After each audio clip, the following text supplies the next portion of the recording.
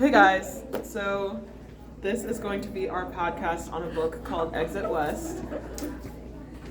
The giggler is Mackenzie, Yeah. and Nick is our other guest on this podcast. So, welcome to the podcast, and we hope you enjoy. So, okay, we'll start with the first chapter. We're introduced to two main characters. The first one is Nadia, and then there's it's a woman named Nadia, and then a male named Saeed. Is that how you say it? Yeah. And then off the bat, they're like very different characters.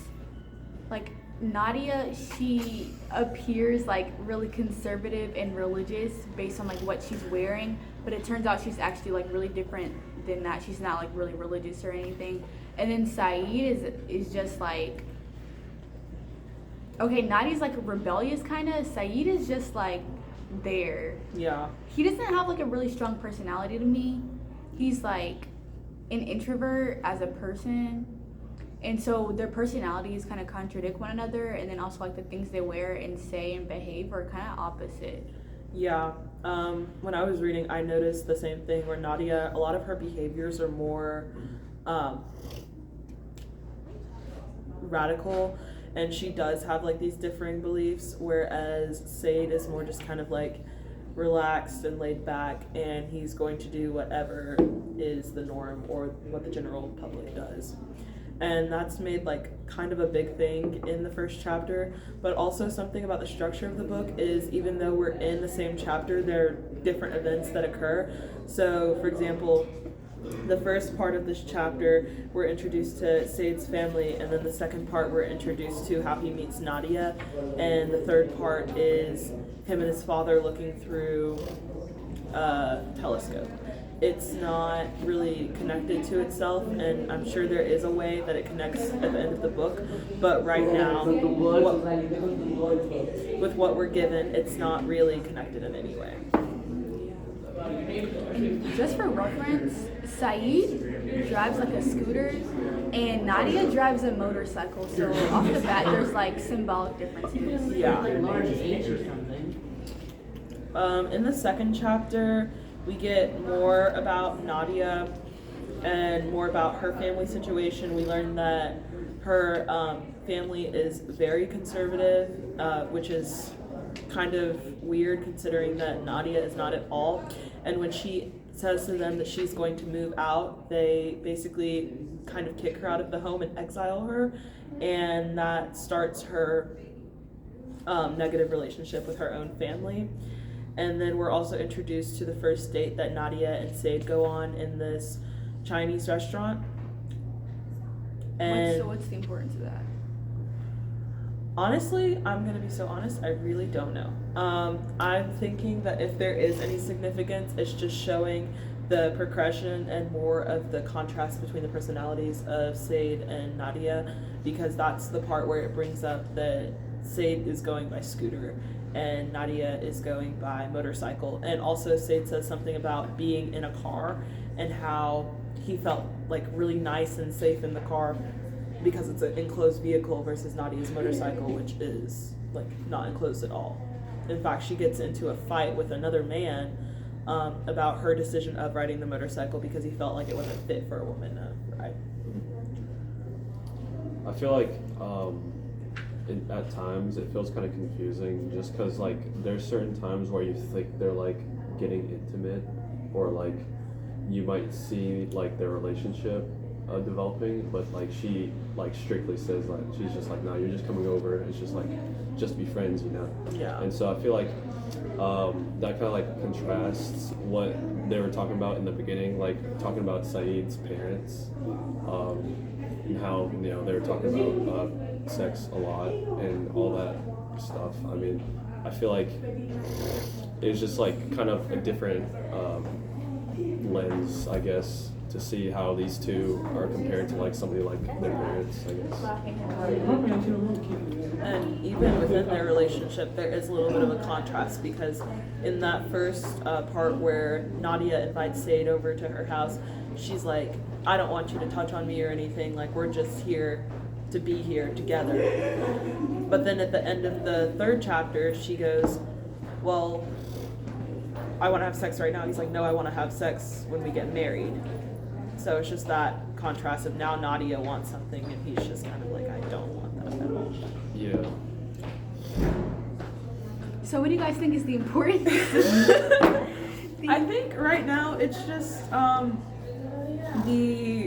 I think when we're talking about Nadia and Said, it's just this contrasting dynamic and how in life we're gonna have a lot of these very contrasting things, but it doesn't mean that two things can't work together.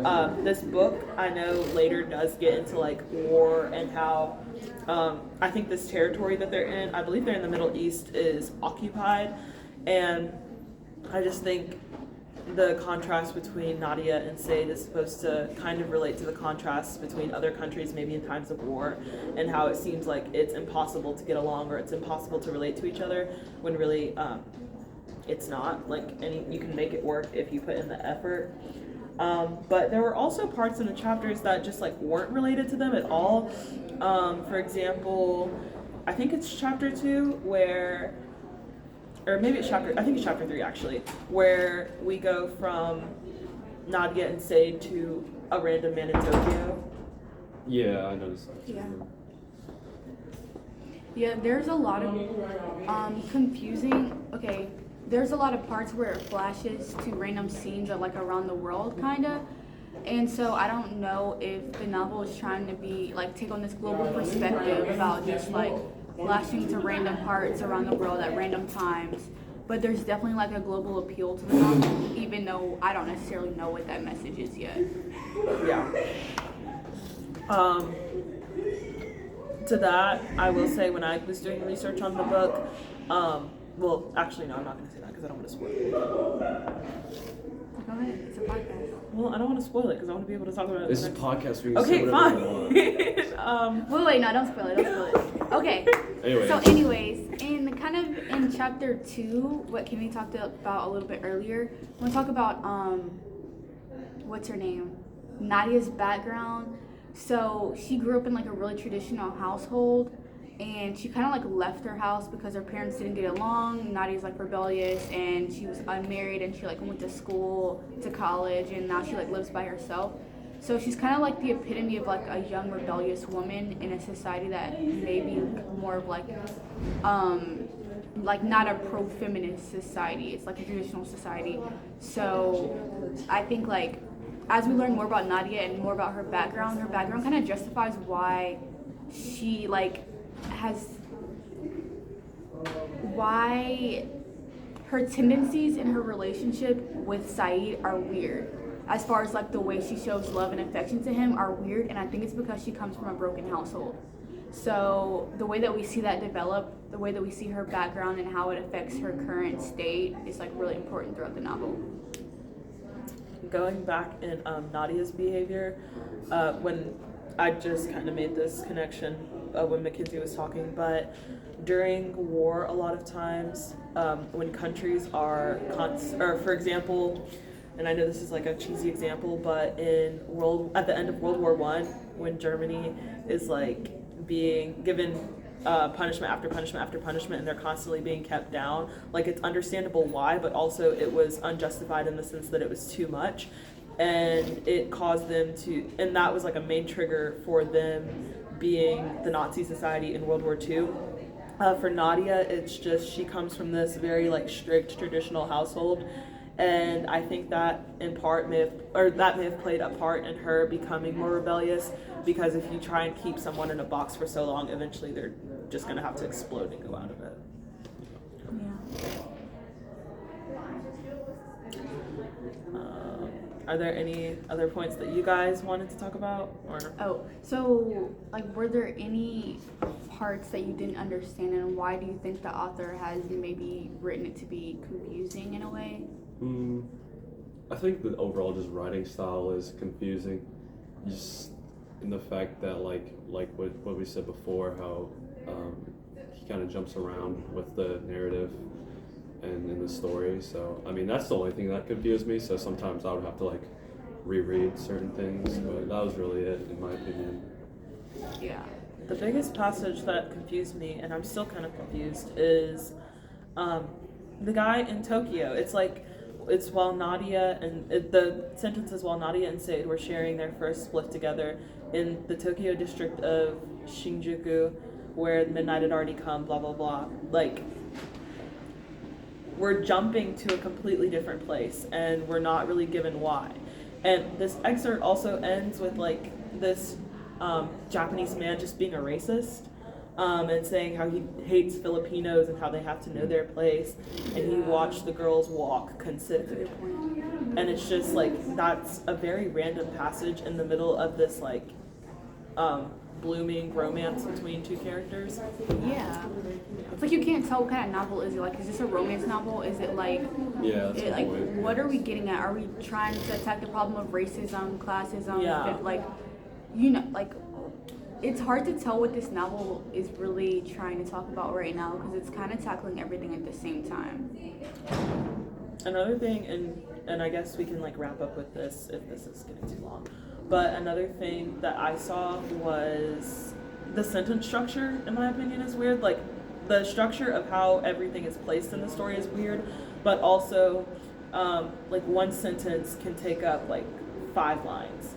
And he adds in a lot of details before actually finishing the sentence. So like in the same sentence where he's talking about the guy from Tokyo, he says, in the Tokyo district of Shinjuku, where midnight had already come and gone, and so technically the next day had already commenced, a young man was nursing a drink for which he had not paid yet, to which he was entitled. And it's just, I don't know, I feel like that's a lot of details to put into a sentence, but also for these sentences, for not one sentence, but a lot of these sentences to be that length, like, some of the paragraphs are simply 2 sentences, and they just have a lot of like commas in between. I think he's trying to write in like a stream of consciousness type style, and I don't know if that's supposed to contribute something else to the book or simply the style of how it's written. It's a good observation. I feel like for now, I mean, we've only read the first 3 chapters, so I feel like there will be more to come. Yeah, stay tuned. Yeah, stay tuned. Okay. Alright, Wait, are we supposed to point? catch you on the flipping flop. Okay. Exit west. Tune in for the next episode. See you later. Bye.